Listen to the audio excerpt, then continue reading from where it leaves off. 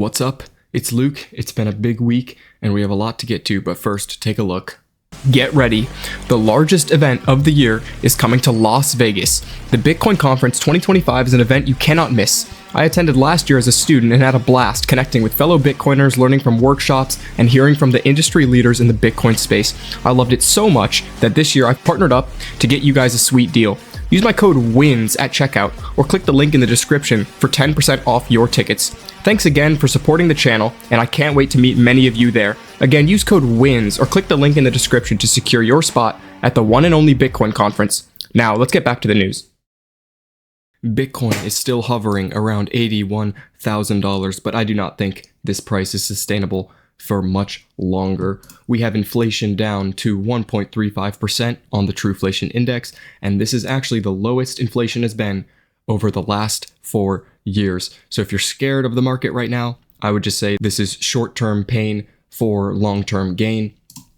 And we have Howard Lutnick now saying that Donald Trump's end goal is to have zero taxes for anyone making less than $150,000 per year. Take a look. We all are so used to paying taxes. We're so used to it. We have like Stockholm syndrome. Don't stop the Internal Revenue Service, God forbid. How about this? The rest of the world leans on our economy, breathes off our economy. Not only is our economy $29 trillion GDP, but we consume $20 trillion a year. We are the buyer of everybody's stuff.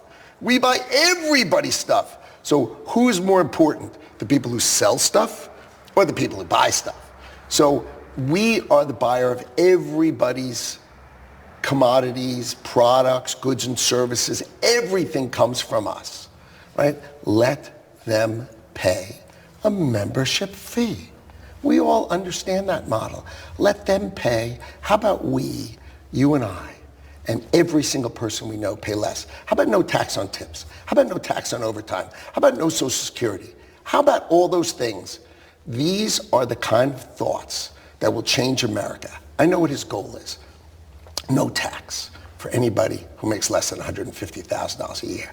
That's his goal. If this ends up happening, it would be bullish for all the markets. People would have more money to invest. So I really do hope that this is something that they can figure out.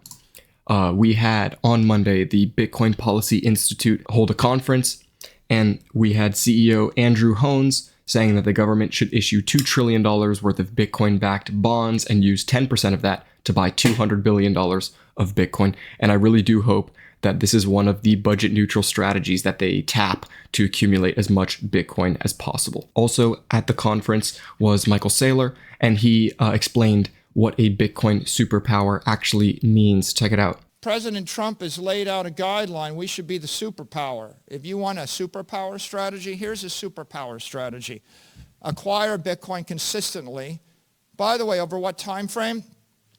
Consistently daily between now and the 0.99. 0.99 is January of the year 2035, the point at which 99% of the Bitcoin supply has been mined. The asset becomes effectively capped for all practical purposes, because the last 1% comes out over 100 years. 0.99 between now and then, you've got 10 years for the digital gold rush. You should get your Bitcoin before there's no more Bitcoin for you. And you can see here, in this strategy, we acquire it consistently, and then we use surpluses from the U.S. government to continue to save in Bitcoin. It's worth $106 trillion. I don't even know if it would be possible to accumulate 5.5 million Bitcoin, but if so, that would be huge. And I think that the two parts of the plan to accumulate 5.5 million, the second part includes opening Bitcoin as legal tender and accumulating Bitcoin into the reserves by having citizens pay their taxes. So that's an interesting idea. Lummis also was at the conference, and she announced that she is reintroducing the Bitcoin Act with new co-sponsors in the House and in the Senate. And then we had a few of the politicians post pictures with laser eyes. So this is bullish. And I don't think that Lummis would reintroduce the bill if she did not think that she could get it passed and did not have the votes. So I'm actually now super bullish on this bill, and I think it will be passed shortly. And just yesterday, the bill is live on Congress's website. So I would follow Bitcoin laws. They will definitely keep you updated on the status of the bill and the other bills on the state level as well. Breaking: Warren Buffett says President Trump is making the best financial decisions for America in 50 years. And not only that, Berkshire Hathaway is considering investing in Bitcoin. This would be a huge turning point for those who are following the traditional finance sector. Warren Buffett has called Bitcoin rat poison. So if he were to switch and be pro-Bitcoin, many would follow. We have Rumble buying 188 Bitcoin worth 17.1 million. They just moved their headquarters to El Salvador, so we can reasonably expect more buys from them. And I think one of the biggest things of the week is Bitwise just launched an ETF with the ticker OWNB. They're calling it their Bitcoin Standard Corporations Index. This index is for companies with over 1,000 Bitcoin.